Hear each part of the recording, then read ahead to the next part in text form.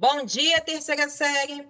Iniciando a gravação da nossa aula de hoje, dia 26/11, aula de literatura Modernismo, fase 3. Nós estamos vendo o modernismo há um bom tempo, né? Vimos o pré-modernismo, Semana de Arte Moderna, modernismo fase 1, fase 2, que se dividiu em poesia e prosa, porque foi bem extenso, e agora o modernismo fase 3. O modernismo fase 3, ele vai pegar a geração de 45 é chamada, né? E vai pegar aquela fase de 45 a 60. A gente vai considerar que é o período assim mais tranquilo, né, dentro da história do Brasil. Então, essa terceira fase, ela é conhecida como terceira geração modernista, terceira fase do modernismo, ou ainda fase pós-modernista. Alguns críticos, alguns estudiosos dizem que essa terceira fase, na verdade, é um pós-modernismo, visto que ele tem características bem diferentes do modernismo que surgiu lá na Semana de Arte Moderna. Então, é esse momento que é chamado também de geração de 45, como eu disse para vocês, ele vai de 45 a 60. Apesar de que alguns críticos dizem que, além de 60, deveria se estender até 80, porque essa terceira fase ela apresenta as características que vão até 1980. Mas vocês vão encontrar, no geral, essa terceira fase sendo marcada de 45 a 60, ok? Ainda aqueles que dizem que nós continuamos na terceira fase do modernismo, esse pós-modernismo, que a gente vai estudar mais à frente, conhecido como tendências contemporâneas, alguns críticos dizem ainda que nós estamos vivendo a terceira fase ainda do modernismo, esse pós-modernismo, essa ideia de modernidade com características diferentes, né, que fogem do que a gente viu lá na Semana de Arte, é ainda o que nós temos hoje, o que nós estamos presenciando, e são as características que os escritores atuais utilizam. Então, nós vamos observar que os escritores desse período, eles vão possuir uma atitude mais formal, em oposição ao espírito radical. Por quê? Vamos lembrar um pouquinho. Semana de 22. Primeira característica que a gente vai encontrar ali, liberdade de escrita. O que os poetas queriam naquele momento, a partir da semana de 22, com a primeira fase? Um lirismo, uma poesia, um escrito que for uma escrita, perdão, ou textos escritos que fossem libertadores, que demonstrasse aí o espírito livre dos poetas, sem qualquer preocupação com forma, com conteúdo, com padronização. Versos livres, romances que não seguiam mais aquela ordem cronológica de início, meio e fim, como eu comentei com vocês em Memórias Sentimentais de João Miramar. Então, a gente tem aí um modernismo que parte desse princípio de total liberdade, um espírito radical. Entretanto, essa terceira fase aqui, nós vamos observar que os escritores possuem características opostas. Eles buscam resgatar a formalidade, eles buscam contestar aquela liberdade da semana de 22. É um retrocesso? Não. A gente não considera como um retrocesso. Não é que eles vão voltar àquela ideia de padronização, mas eles observam que, com o tempo, parece que ficou muito solto, que as coisas precisam ser pontuadas, vamos dizer assim, colocar uns pingos nos is e reorganizar aí a ordem, reorganizar os critérios para escrita. Então, nós vamos observar que alguns escritores, a gente vai até se assustar, nossa, eles escrevem dessa forma, eles produzem, né, a partir desse princípio, a gente vai se assustar porque a gente vai observar que dá a impressão de que eles nem são modernistas. Então, vamos guardar o seguinte, aquele espírito radical, renovador, que surge com a Semana de 22, ele aparece na Semana de Arte Moderna, na primeira fase e na segunda fase modernista. Essa terceira fase, apesar de seguir a ideia de modernidade, nós teremos ali características bem diferenciadas. Então, a partir da década de 40, a gente observa aí um processo de renovação artística no que a gente considera aí como produções literárias, por dois motivos. Primeiro, aproveitou-se melhor a liberdade conquistada pela primeira geração. Ou seja, vamos observar como que aquela liberdade ali pode influenciar e ela pode também unir-se a certas regrinhas, a certas normas, para produzir uma literatura diferente. E houve ainda um aprofundamento das preocupações críticas e documentais da segunda geração. Então, a gente poderia dizer que essa terceira é um amálgama, vamos dizer assim, da primeira, que tinha sim aquele espírito libertador, não tão libertador com relação ao padrão, mas um espírito libertador com relação a temáticas, com relação a explicações, a exposições, a descrições, e aquela preocupação crítica e social, até mesmo documental, que aparece na segunda geração. Com relação ao momento histórico, a gente observa que essa terceira geração ela surge em um período que é considerado menos conturbado com relação às outras duas. Por quê? É a fase de redemocratização do país. Em 45 termina o Estado Novo, que durou de 37 a 45, implementado pela ditadura, né? Ditadura, entre aspas, aí, de Getúlio, que segundo ele não foi uma ditadura. Em nível mundial, o ano de 45 é também o fim da Segunda Guerra e do sistema totalitário do nazismo. Então, se a gente for observar, num contexto geral, nós temos um período mais tranquilo, apesar de ter início aí a chamada Guerra Fria e a corrida armamentista. Mas essas características, né, esses acontecimentos não irão influenciar as características dessa terceira fase. Lá na segunda fase, que é aquele período de preocupação, um período entre guerras, nós vimos toda aquela preocupação dos escritores em demonstrar um período conturbado, um sofrimento, uma angústia. Isso não vai afetar, né, essa questão da Guerra Fria e da corrida armamentista, não vai afetar os escritores desse momento. Então, a gente diz que, historicamente, essa terceira fase foi uma fase bem tranquila para a produção. Quais são as características que nós iremos identificar nessa terceira fase? Academicismo. Opa, parece um retorno ao passado. Esse academicismo é aquela preocupação em colocar algumas características que definam essa terceira fase. Vocês vão observar mais à frente que nós temos uma ideia de um realismo fantástico, nós temos a preocupação com a poesia introspectiva, com a prosa introspectiva, a poesia também intimista. Então, nós temos ali um academicismo, porque parte do princípio que nós estaremos utilizando determinados padrões, determinados assuntos, transformando essa terceira fase em algo mais fechadinho, com características mais próprias, mais individuais e mais representativas, como se trouxessem para a gente o novo modernismo, vamos dizer assim. Por isso a ideia de pós-modernismo. Há um passadismo e um retorno ao passado, justamente naquela ideia de se resgatar um pouquinho aí a estrutura, o padrão, a escrita perfeita.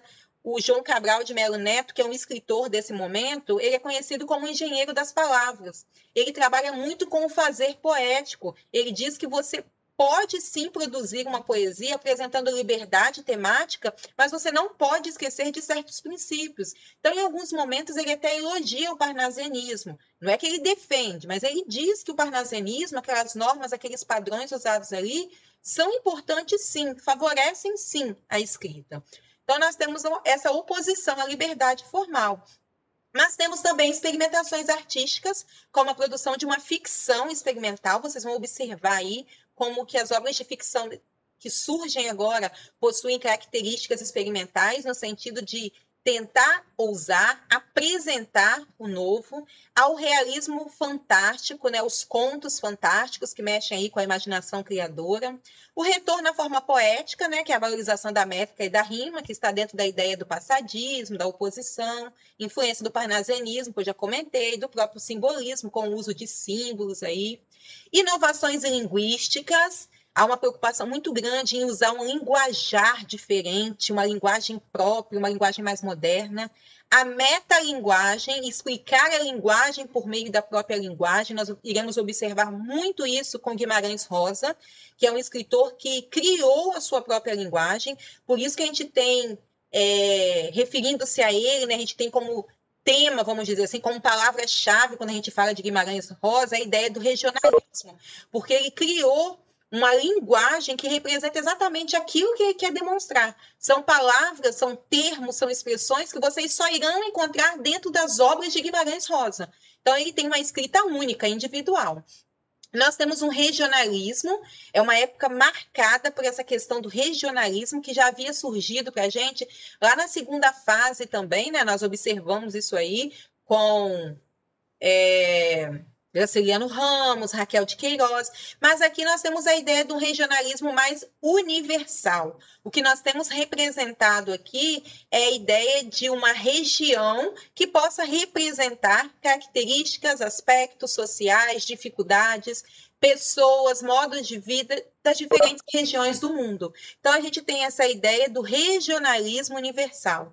Não sei se vocês já ouviram a expressão, né, o sertão é o mundo, que Guimarães costuma usar. Talvez vocês já devem ter ouvido alguém comentar isso, né? O sertão, ele é o mundo. Então, ele trabalha com a ideia de que o regionalismo que nós vemos aqui no Brasil, que nós estudamos, que nós percebemos, ele é, na verdade, uma representação do mundo aí fora, de tudo que acontece lá fora. Nós não somos diferentes do que acontece aí fora, desse regionalismo que a gente encontra em outros países.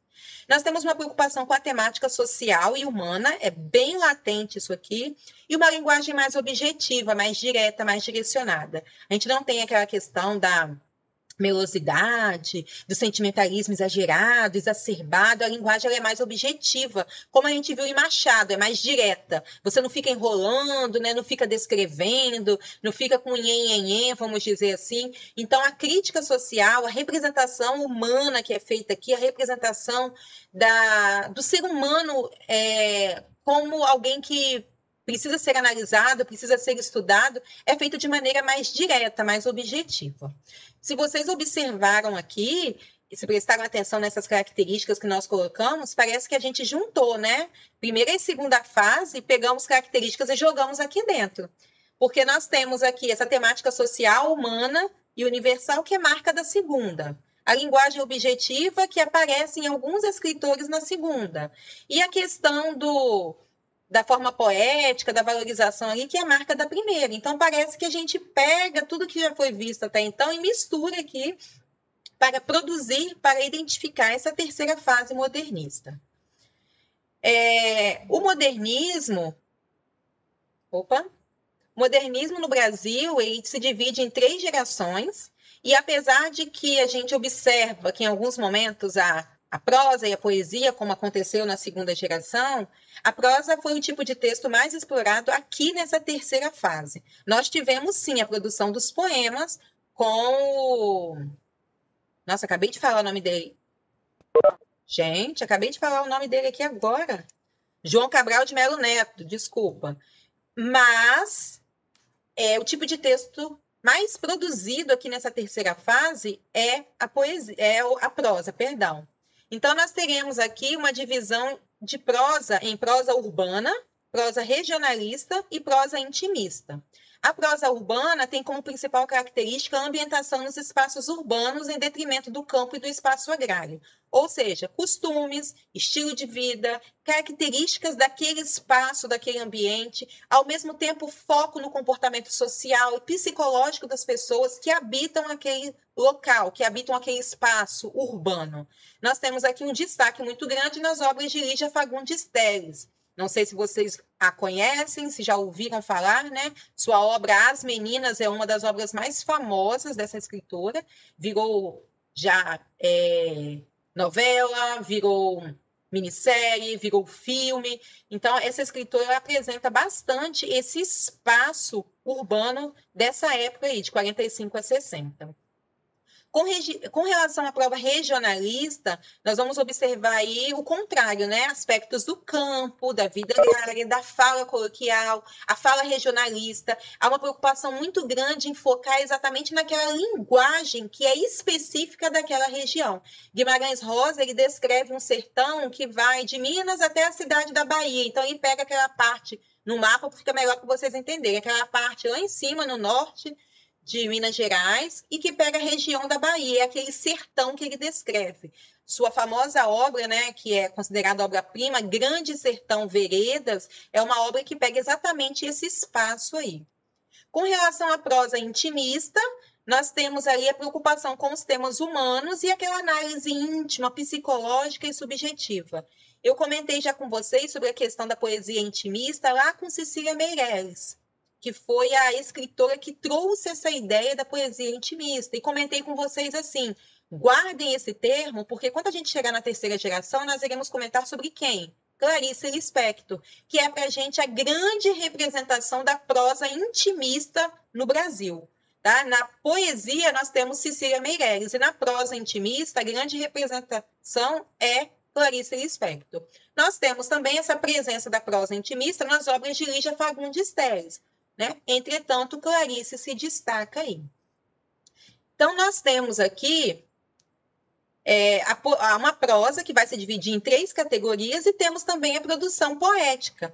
A poesia modernista, apesar da prosa ser em maior quantidade, ganhar esse destaque aí, ela também tem características individuais, com João Cabral de Melo Neto, ela também alcança aí, vamos dizer assim, um auge de preocupação do escritor quando ele busca um artefato poético na hora que ele está produzindo. Ele busca transformar a sua escrita em um trabalho, né, artístico, lembrando muito a ideia do parnasianismo, que não era esperado, né? Então, a poesia é apresentada mediante aspectos aqui de equilíbrio, por isso que eu disse para vocês que parece que a gente mistura, né, a primeira geração e a segunda, então eu tenho a ideia de sair do padrão, lutar por uma liberdade, mas ao mesmo tempo equilibrar isso aí dentro de uma norma, de um padrão que lembra a poesia parnasiana. É por isso que os poetas desse momento aqui, dessa época, são chamados de neoparnasianos, porque eles primavam por uma preocupação estética, uma metrificação, a versificação, a busca da perfeição, culto à forma, uma escrita mais rebuscada. Aí vocês podem perguntar assim, nossa, mas o que tem de novo? A temática. Mesmo que vocês digam assim, nossa, mas então retornou o parnasianismo, não tem nada de novo na poesia daqui. A questão é que lá no parnasianismo, todo o tema girava em torno de quê? Do fazer poético. A poesia era exaltada, a palavra era exaltada. Tudo que se buscava escrever, tudo que se produzia ali estava voltado para a exaltação da escrita, da palavra, da forma. Aqui não. Aqui nós temos essa ideia de padrão. Entretanto, a temática é uma temática social, é uma temática cotidiana, é uma temática mais humana. Por isso que nós temos essa diferenciação aqui. Essa terceira geração será representada na poesia por Péricles Eugênio, Ledo Ivo, Jair Campos, Marcos Condé Reis e João Cabral de Melo Neto. Nossa maior expressão aqui será João Cabral de Melo Neto, que é em quem eu irei colocar, vamos dizer assim, os nossos interesses, os nossos estudos nesse momento. Na prosa, nós teremos Guimarães Rosa, Clarice Lispector e Lígia Fagundes. É interessante a gente estar destacando aqui que eu coloquei para vocês nas produções a poesia e a prosa. Só que nós temos nessa mesma fase aqui o teatro com Nelson Rodrigues e nós temos a produção ali de um texto, vamos dizer assim, um pouco diferenciado, que é a preocupação com os autos e contextos de caráter moralista, que são, né, desculpa, os escritos de Ariano Suassuna. Então, a princípio, eu vou dividir só em poesia e prosa, com esses 4 escritores, mas nós estaremos observando também o teatro e a produção dos autos com Ariano Suassuna. Ok até aqui? Está rápido? Está tranquilo? Estão acompanhando? Sim? Ok. Está um pouco rápido, Samuel? Então tá, vou respirar. Vamos dar continuidade, então. Vamos lá. Nosso primeiro escritor é João Cabral de Melo Neto, que é o representante aí dessa produção poética. João Cabral, como eu já disse, é conhecido como poeta e engenheiro.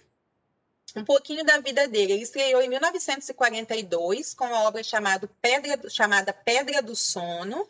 É uma obra que traz forte influência de Carlos Drummond de Andrade, dentro daquela preocupação ali de trazer à tona o interior do ser humano, resgatar, né, esse ser humano que está perdido, discutir os problemas sociais, os problemas individuais. E ele tem também uma influência de Murilo Mendes com relação a essa questão do íntimo, da religiosidade, da preocupação com a paz interior. Ao publicar O Engenheiro, em 1945, ele traça os rumos definitivos de sua obra. Então, apesar dele ter produzido em 42 a sua primeira obra, observem que é só em 45 que ele realmente se define como um poeta pós-moderno. Tanto que a terceira fase ela tem início em 45, né? Em 56, ele escreve o poema dramático Morte e Vida Severina. Eu creio que vocês já devem ter lido em algum momento, já deve ter caído em algum simulado de vocês, já deve ter aparecido em algum texto para vocês analisarem. Morte e Vida Severina é um poema conhecidíssimo, importantíssimo e representativo dessa literatura regionalista, tanto que ele foi encenado em 1966 com músicas de Chico Buarque, consagrando definitivamente o escritor João Cabral. É interessante vocês depois pesquisarem um pouquinho na internet como que a obra, né, o poema Morte e Vida Severina, ele ganhou uma repercussão no meio artístico, que nós tivemos músicas que foram criadas ali, nós tivemos obras teatrais que foram criadas, nós tivemos esquetes que foram criados, programas de televisão para representar essa ideia aí que o autor trouxe em Morte e Vida Severina. João Cabral, ele escreveu diversas obras. Segundo ele, escrever é estar no extremo de si mesmo. Então, ele sempre buscava colocar um pouquinho de si nos seus escritos. Eu não vou ler todas as obras aqui, né, mas observem que ele teve uma produção intensa, né, de 41 até 89. Entretanto, é a partir de O Engenheiro, em 45, que ele começa, né, que ele apresenta-se como esse escritor pós-moderno. O Cão Sem Plumas e O Rio são obras conhecidíssimas, A Educação pela Pedra, e em 66 o famoso Morte e Vida Severina. Aspectos centrais da obra de João Cabral. Objetividade, então ele é um escritor bem direto, sem rodeios, concisão e precisão, mesmo produzindo poesia, a sua poesia não é uma poesia melosa, é uma poesia que direciona para a temática, é uma poesia que vai diretamente ao assunto, ao tema. Nós temos o metalirismo, né, que é aquela ideia de produzir uma poesia que, em alguns momentos, traga, né, a importância da poesia, que, ao mesmo tempo, trabalhe com a ideia da poesia. Então, nós temos uma preocupação ali com o social, com o cotidiano, mas, ao mesmo tempo, com uma escrita que possa representar a poesia. E é um poeta engajado, né, nessas questões sociais, que trabalha também com a denúncia contra o sistema político, o sistema social. Se vocês observarem, é até assim difícil a gente analisar, né, e pensar em alguém que, ao mesmo tempo que trabalha com o metalirismo, está engajado nas denúncias sociais, né? Como assim? Ele se preocupa com fazer poético, mas, ao mesmo tempo, ele denuncia os problemas sociais. Então, a gente diria que é um escritor, né, um poeta completo, porque suas obras vão de um extremo ao outro. Sua principal obra, que é Morte e Vida Severina, é considerado um auto de Natal pernambucano. E a linha narrativa dessa obra, né, eu vou focar nela porque é a que ganha destaque aqui para a gente, ela segue dois movimentos que aparecem já definidos para a gente no título, Morte e Vida. Então, o poema todo ele trabalha com a ideia de morte e de vida, que vai e volta. Ao mesmo tempo que está vivo, poderia estar morto. Então, eu tenho o tempo todo essa ideia aí. No primeiro movimento, há o trajeto do Severino, que é o nosso personagem representado aí, o protagonista, que segue do sertão para o Recife em face da opressão econômica social. Severino ele tem para a gente aí a representação da força de um personagem típico do Nordeste. Ou seja, aquele que luta, que sofre, que passa pela fome, pela seca, mas que está sempre de pé. Vamos lembrar aí quando nós observamos lá no pré-modernismo aqueles tipos humanos marginalizados, aquela representação do sertanejo que apareceu lá em Os Sertões de Euclides da Cunha. Nós tínhamos aquela ideia de que o sertanejo, apesar de tudo, era um forte. Nós tínhamos essas expressões usadas, porque viviam fracos, famintos, magros, raquíticos, mas continuavam lutando pela vida, né? A vida mesmo, onde é a sobrevivência. E no segundo movimento da vida, o autor chama atenção para a confiança do homem em sua capacidade de resolver os problemas. Ao mesmo tempo que ele se sente aproximando da morte devido a essas questões aí, sociais e as próprias questões individuais, ele também luta pela vida. Então, nós temos uma representação aqui de um típico retirante nordestino. Eu trouxe um trechinho aqui tive que colocar um pouquinho menor para poder dar aqui nos slides. O retirante, ele explica ao leitor quem é e a que vai. É interessante a gente destacar o nome Severino, né? Que a ideia de Severino é uma representação de todos. É como se fosse aquele que representa todas as pessoas que vivem na mesma condição que ele. Lembram aí daquele personagem do Zorra Total, o Severino, que quando precisavam de alguma coisa, sempre recorriam a ele? Não sei se vocês estão lembrando. Então, há toda uma ideia no nome ali do personagem. Ele não teve um nome escolhido aleatoriamente. A ideia de ser Severino é ser exatamente alguém que está pronto para qualquer coisa, né? É pau para toda obra, vamos dizer assim. Por isso que às vezes a gente diz assim, fulano trabalha e no serviço dele é um Severino. Ou seja, tudo que aparece ele faz. Samuel, aí já está longe da minha capacidade de compreensão. Detetives do Prédio Azul já está longe para mim, não conheço para poder dizer aqui. Então vamos lá. O meu nome é Severino. Como não tenho outro de pia? Ou seja, não ter outro de pia é não ter recebido outro na pia do batismo. O meu nome é Severino porque foi o que eu recebi na hora que fui batizado. Não tenho outro de pia. Como há muitos severinos, que é santo de Romaria, deram então de me chamar Severino de Maria. Vou dar uma pausa aqui para vocês entenderem esse processo de construção. O personagem começa identificando-se. Então há uma ideia aqui de colocar a sua identidade. Eu sou o Severino. Foi o nome que eu recebi. Entretanto, Severino é um nome comum naquela região. Então, como há muitos severinos que são santos de Romaria, ou seja, eles recebem esse nome devido a um santo, deram então para chamá-lo de Severino de Maria. E observem que aqui nós temos uma preocupação do eu, vamos dizer assim, em identificar-se, em colocar quem ele realmente é, o que acaba se perdendo no decorrer do poema. Porque ele diz assim, vou voltar aqui. O meu nome é Severino, como não tenho outro de pia.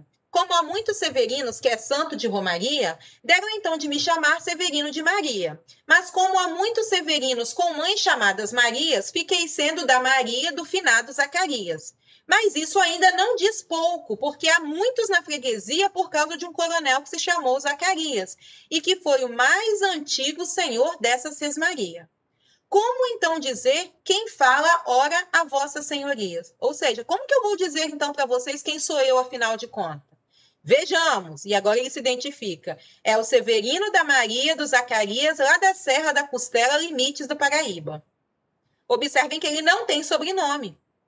A pessoa é identificada exatamente pelas características do lugar onde vive, pelo local em que ele habita, pela situação a qual ele vive. Por exemplo, eu não sou Carla de Paula Santos. Eu sou Carla, filha de fulano, casada com fulano, que mora em tal lugar. E aqui o personagem, ao mesmo tempo que na primeira estrofe ele tenta colocar sua identidade, ele vai se perdendo aqui quando ele diz é o Severino da Maria do Zacarias, lá da Serra da Costela, limites do Paraíba. Mas isso ainda diz pouco. Se ao menos há mais 5 que havia com o nome de Severino, filho de tantas Marias, mulheres de outros tantos já finados Zacarias, vivendo na mesma serra magra e ossuda em que eu vivia. Observem que agora o Eulíquio ele dá uma parada e diz: somos todos iguais, vivemos todos onde? Na mesma serra magra e ossuda em que eu vivia. Vocês conseguiram identificar esse processo de construção da identidade?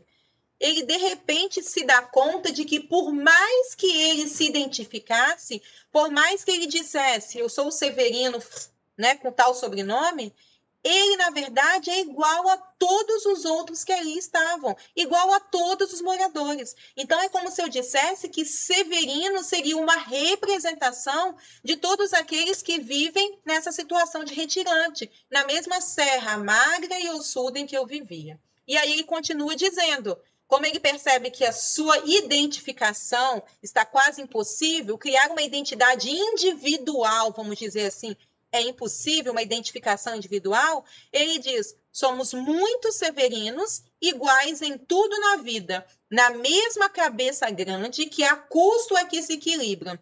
no mesmo ventre crescido, sobre as mesmas pernas finas, e iguais também porque o sangue que usamos tem pouca tinta. E se somos severinos iguais em tudo na vida, morremos de morte igual, mesma morte severina, que é a morte de que se morre de velhice antes dos 30, de emboscada antes dos 20 e de fome um pouco por dia. De fraqueza e de doença é que a morte severina ataca em qualquer idade e até gente não nascida.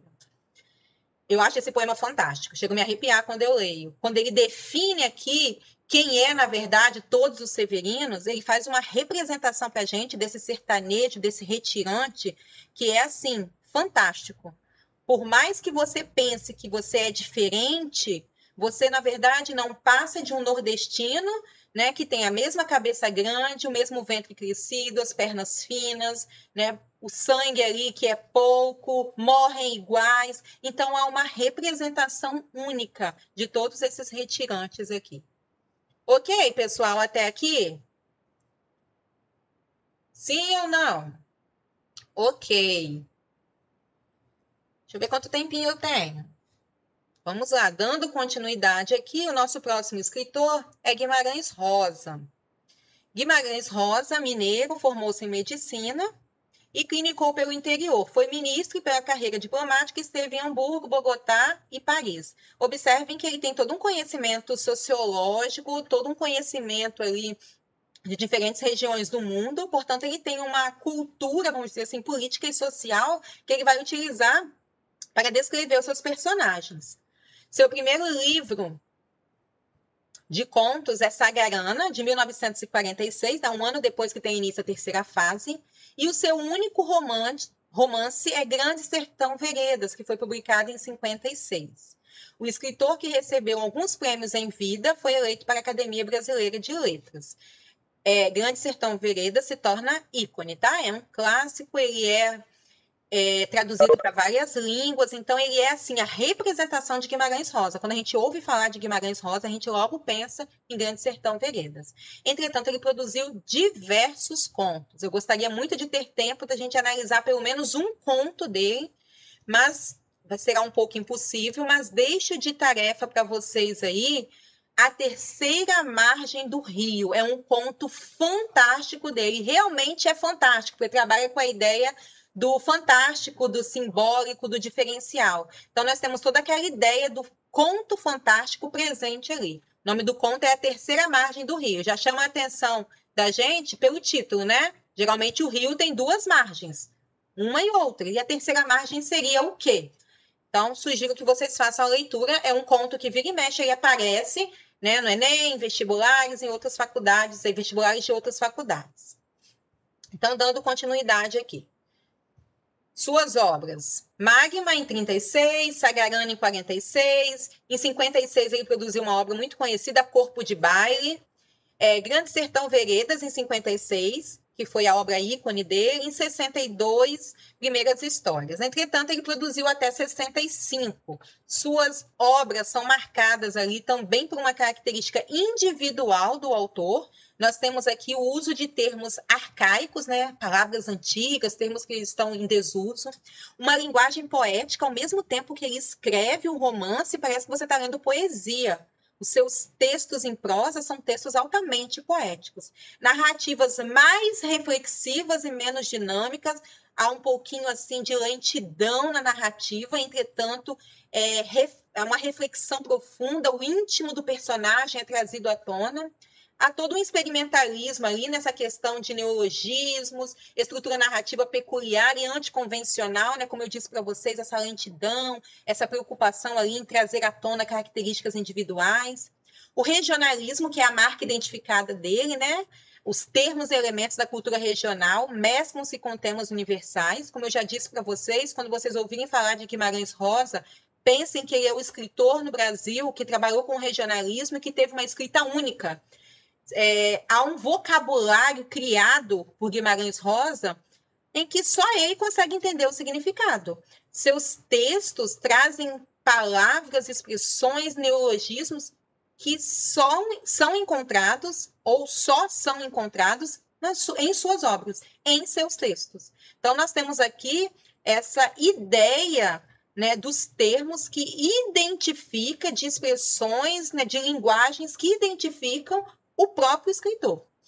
Inexistência das certezas, né, no campo social, político, econômico e estético, essa questão aí da denúncia, a prosa intimista, o conflito existencial e, ao mesmo tempo, o fluxo de consciência, que é o monólogo interior. Essa característica é fantástica em Guimarães Rosa e nós iremos identificar em Clarice Lispector também. O fluxo de consciência, de repente, o personagem para e começa a conversar com ele mesmo, dando conta, vamos dizer assim, ou se dando conta, né? Ao mesmo tempo que ele dá conta para a gente, enquanto leitor, ele também se dá conta de quem ele é, de como ele se percebe. Nós temos uma fragmentação na ruptura com a narrativa cronológica tradicional. Então, não é necessário você começar, né, início, meio e fim. Você pode começar de trás para frente, do meio, né, em Grande Sertão Veredas. Isso acontece, ele começa do meio, depois ele vai para o final, já conta o que vai acontecer, depois ele volta e começa a narrativa. Então, há essa fragmentação aí da estrutura. Temáticas universais, a morte, o ódio, o amor, o medo, a violência, o misticismo, a toda a história das crendices regionais, das crendices do sertão. Então, há um misticismo que envolve as obras de Guimarães Rosa. Como eu disse para vocês, em A Terceira Margem do Rio, ele discute essa questão da loucura da religião, da crença, dos costumes regionais, do folclore da região. O tempo todo ele chama atenção para as oposições, né, entre o bem e o mal, o velho e o novo, o rural e o urbano, oral e escrito, local e universal. Essa questão do misticismo ela é bem latente em Guimarães Rosa quando ele trabalha com a ideia de Deus e o diabo. Ele associa muito essas duas imagens porque o sertão é considerado um lugar assim, tão miserável, tão sofrido, que ele consegue identificar o diabo em todos os momentos e ele questiona a presença de Deus. Então ele traz muito essa discussão sobre o conflito, né? Deus e o diabo, como se os dois estivessem presentes o tempo todo na vida do sertanejo, do retirante. O diabo, né, trazendo ali essa vida triste e Deus tentando ajudá-lo e Deus dando a ele possibilidade de continuar vivendo. Então a gente tem a representação da vida e a morte ali exatamente nessas imagens religiosas de Deus e o diabo. Sagarana é o seu livro de conto, foi para a gente aí o livro inicial do escritor. Quero chamar a atenção de vocês para o nome da obra, como eu disse para vocês anteriormente, em Morte e Vida Severina, que o nome, né, do conto, o nome da obra já era importante. Aqui em Sagarana também nós temos toda uma representação aqui no próprio título. Saga, né, radical de origem germânica, que significa canto heróico, lenda, né? E Rana, palavra de origem tupi, que significa que exprime semelhança. Então, sagarana seria algo parecido com uma saga, né? Como se fosse aí a ideia de uma saga, como se o livro fosse representar a saga de alguma pessoa. E Guimarães Rosa ele combina e recombina essas informações, confundindo lugares, paisagens, mesclando o real, o imaginário, o lendário. Então, não é um livro regionalista, já que não se limita a uma localidade específica. Sagarana, ele representa para a gente todas as regiões, vamos dizer assim, uma representação de várias regiões do Brasil. E a obra mais importante dele, que é Grande Sertão Veredas, eu vou deixar para a gente continuar amanhã, porque eu tenho bastante coisa para poder falar dele aqui, principalmente na análise de alguns trechos, e a gente não pode reduzir a importância de Guimarães Rosa, né, com alguns minutinhos que faltam. Ok? Eu vou encerrar aqui, aguardem um momentinho.